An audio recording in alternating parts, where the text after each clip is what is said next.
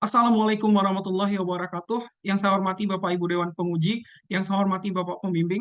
Pada kesempatan yang baik ini, izinkan saya, Gebi Grisanda, Program Studi Magister Sains Ilmu Ekonomi, mempresentasikan tesis saya yang berjudul Analisis Daya Saing 33 Komoditas Indonesia dengan Negara Regional Comprehensive Economic Partnership atau RCEP, studi kasus kali pertama perdagangan bebas kawasan bagi Indonesia pada observasi ini tahun 2003 hingga perkembangannya selama 20 tahun terakhir.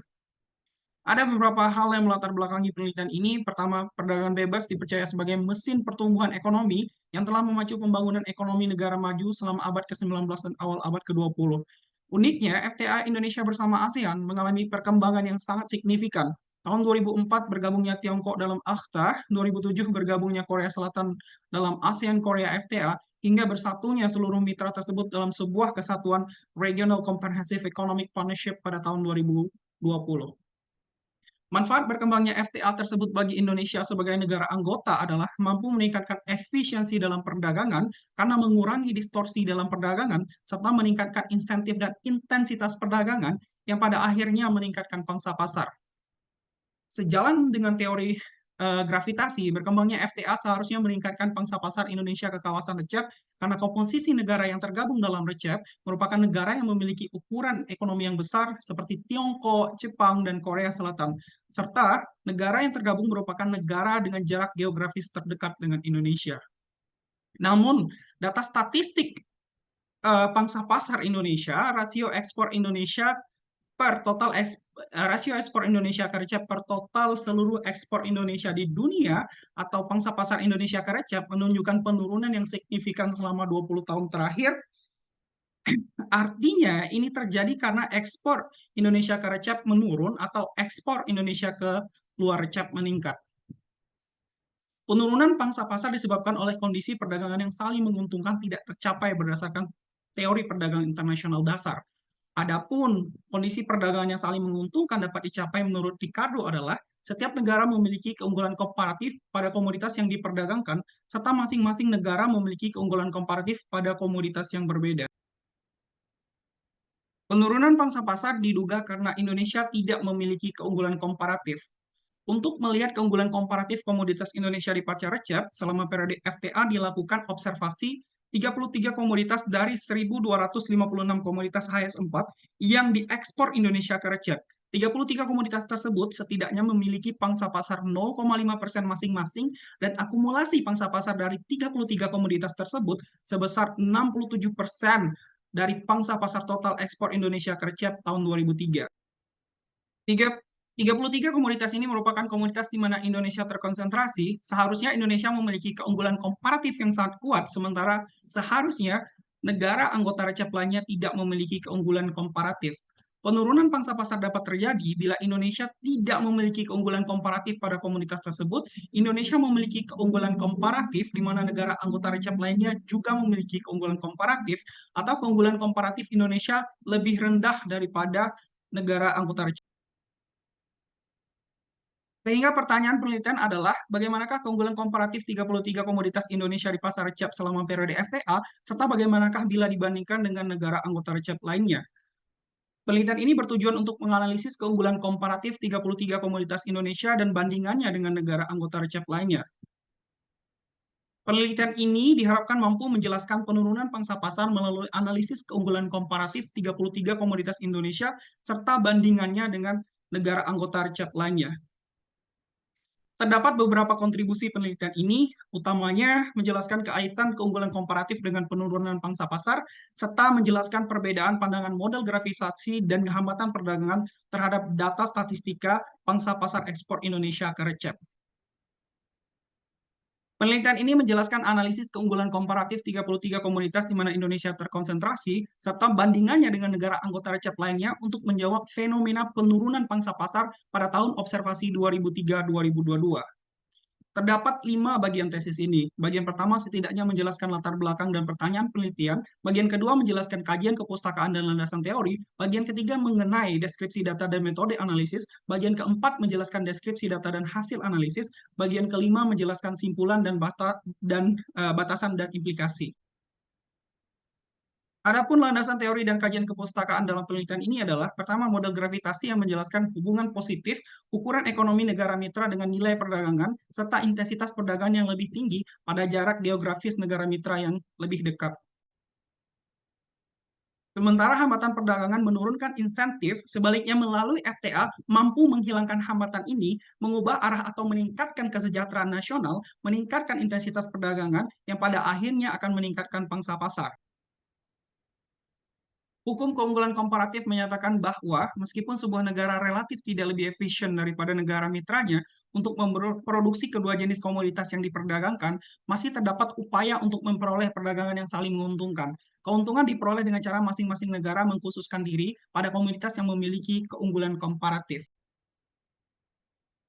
Tanpa adanya keunggulan komparatif, keuntungan dalam perdagangan tidak dapat dicapai.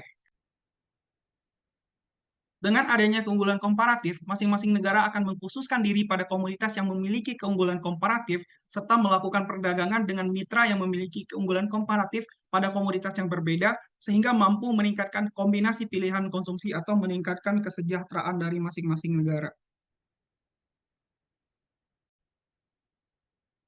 Penggunaan model RCA untuk mengungkap keunggulan komparatif telah banyak dilakukan oleh para ahli seperti Balassa 1965, Dalum 1996, Lawson 1998, Widodo 2009 menggunakan RCA yang simetris atau RSCA, Saleh 2010 menyatakan bahwa RSCA lebih baik daripada RCA. Beberapa studi di ASEAN mengenai keunggulan komparatif seperti Widodo 2009, Astrini dan Zazkiyah 2018, Saleh 2010, Sari dan Divina Gracia 2021. Adapun perbedaan penelitian terdahulu dengan penelitian ini adalah penelitian terdahulu menganalisis komoditas yang memiliki keunggulan komparatif di masing-masing negara di pasar internasional yang umum. Sementara penelitian ini bertujuan untuk menganalisis keunggulan komparatif 33 komoditas di mana Indonesia terkonsentrasi pada pasar recep selama periode FTA, serta membandingkan keunggulan komparatif negara mitra pada komoditas yang sama pada pasar recep selama periode FTA. Penelitian ini menggunakan data ekspor komoditas HS4 pada agregat kawasan recep untuk masing-masing negara. XI adalah nilai ekspor sebuah negara pada sebuah komoditas di recep.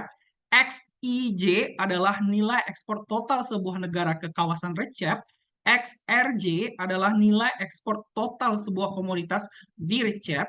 XR adalah nilai total ekspor seluruh negara anggota recep.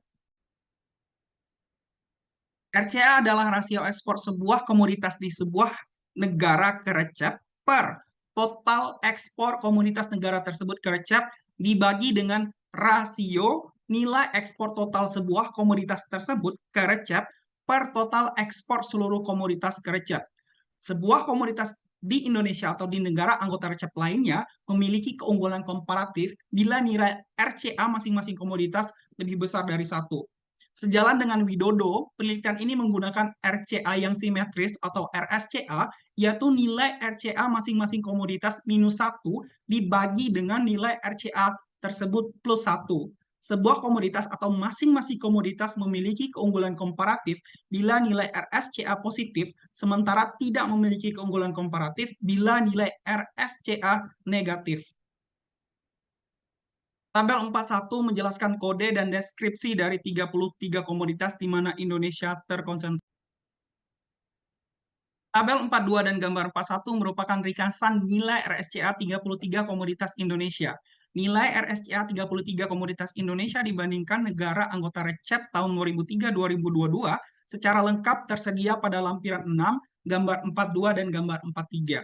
Komoditas dengan nilai RSCA positif mendekati 1 memiliki keunggulan komparatif, sebaliknya komoditas dengan RSCA negatif mendekati negatif 1 tidak memiliki keunggulan komparatif. Komoditas dengan blok warna kuning berarti tidak memiliki keunggulan komparatif yang konstan, sementara komoditas tanpa blok memiliki keunggulan komparatif secara konstan selama periode observasi. Lebih jelasnya, pada gambar 41 menampilkan ringkasan nilai RSCA 33 komoditas Indonesia di pasar recep tahun 2003-2022 secara grafis. RSCA positif berarti memiliki keunggulan komparatif, sementara RSCA negatif tidak memiliki keunggulan komparatif. Garis tren berwarna hitam tebal berarti tidak memiliki keunggulan komparatif secara konstan atau tidak memiliki keunggulan komparatif pada komoditas tersebut. Jadi ada 4 kuadran di sini, paling kanan adalah kuadran 1 dan kanan bawah adalah kuadran 4 atau yang terakhir. Pada kuadran 1 terdapat 6 komoditas yang memiliki keunggulan komparatif yang konstan, sementara terdapat 1 komoditas yang tidak memiliki keunggulan komparatif yang konstan selama periode observasi.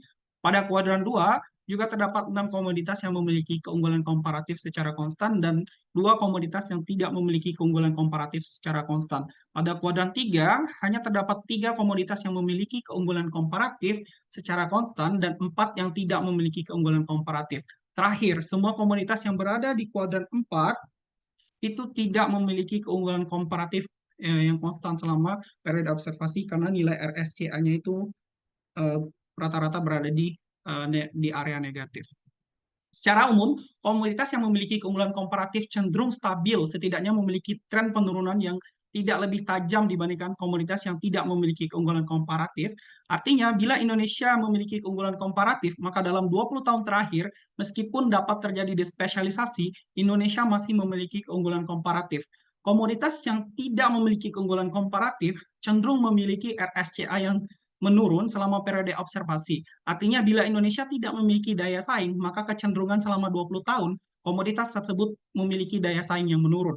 Berdasarkan kuadran 1 hingga 4, Indonesia memiliki 16 dari 33 komoditas yang memiliki keunggulan komparatif selama periode observasi. Sementara terdapat lebih dari 50% atau 17 dari 33 komoditas yang tidak memiliki keunggulan komparatif selama periode observasi. Tabel 43 merupakan ringkasan dari perbandingan nilai RSCA Indonesia dengan negara anggota RCEP tahun 2003-2022. Lengkapnya pada lampiran 6, gambar 42, dan gambar 43. Bandingkan rata-rata RSCA Indonesia dengan negara anggota RCEP. Blok biru, rata-rata RSCA Indonesia lebih rendah dibandingkan negara RCEP. Blok kuning, Indonesia tidak memiliki keunggulan komparatif yang konstan selama periode FTA. Blok hijau, negara anggota RCEP juga memiliki keunggulan komparatif ketika Indonesia memiliki keunggulan komparatif.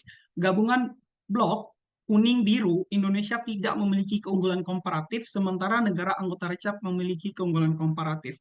Dari 16 komoditas di mana Indonesia memiliki keunggulan komparatif, 6 dari 16 komoditas di mana Indonesia memiliki keunggulan komparatif, negara anggota RCEP memiliki keunggulan komparatif yang lebih tinggi. 10 dari 16 komoditas di mana Indonesia mungkin memiliki keunggulan komparatif yang lebih tinggi, 8 dari 10 komoditas tersebut, negara anggota RCEP juga memiliki keunggulan komparatif. Sehingga Indonesia memiliki keunggulan komparatif tertinggi dibandingkan negara anggota RCEP hanya pada 2 komoditas, yaitu 1801 dan 7501. Buruknya, RSCA Komoditas 1801 pada tahun 2014, RSCA Indonesia lebih rendah daripada RSCA Malaysia, meskipun Malaysia tidak memiliki keunggulan komparatif yang konstan. Pada tahun 2017, RSCA Komoditas 7501, RSCA Indonesia lebih rendah dibandingkan Filipina. Sehingga berdasarkan hasil studi ini, penurunan pangsa pasar Indonesia terjadi di kawasan RCEP selama 20 tahun FTA karena Indonesia tidak memiliki keunggulan komparatif atau daya saing sesuai dengan teori Ricardo, di mana mutual benefit dalam perdagangan tercipta bila Indonesia memiliki keunggulan komparatif dan negara anggota RCEP tidak memiliki keunggulan komparatif pada komoditas yang sama. Meskipun RCEP merupakan pasar yang sangat besar bagi Indonesia, adanya FTA seharusnya mengurangi distorsi dalam perdagangan, meningkatkan intensitas perdagangan sesuai dengan model gravitasi. Namun perdagangan yang menguntungkan hanya tercipta bila Indonesia memiliki keunggulan komparatif seperti argumentasi Ricardo yang sejalan dengan data statistik penurunan pangsa pasar Indonesia ke kawasan RCEP selama periode FTA. Penulis menyadari bahwa penelitian ini hanya menjelaskan pengaruh penurunan pangsa pasar pada periode FTA yang disebabkan oleh daya saing atau keunggulan komparatif. Penurunan pangsa pasar dapat dijelaskan juga dengan model yang lebih kompleks seperti faktor-faktor di luar perdagangan, yaitu meliputi sumber daya, despesialisasi, pengaruh teknologi, pengaruh kebijakan moneter, dan aspek makroekonomi. Penelitian ini menjelaskan keunggulan komparatif dan bandingan keunggulan komparatif komoditas pada level agregat RECEP, sehingga untuk memperoleh keuntungan dalam perdagangan, Indonesia memiliki 16 komoditas yang memiliki keunggulan komparatif, di mana terdapat negara anggota RECEP tidak memiliki keunggulan komparatif. Oleh sebab itu, penulis menyarankan pertama, Indonesia memasuki pasar yang berbeda dengan negara RECEP yang memiliki keunggulan komparatif pada komoditas yang sama. Kedua, melakukan hilirisasi sehingga tidak bersaing pada klaster komoditas yang sama. Ketiga, melakukan kerjasama dengan negara yang lebih efisien membeli komoditas mereka dan melakukan hilirisasi. Demikian presentasi tesis saya. Wassalamualaikum warahmatullahi wabarakatuh.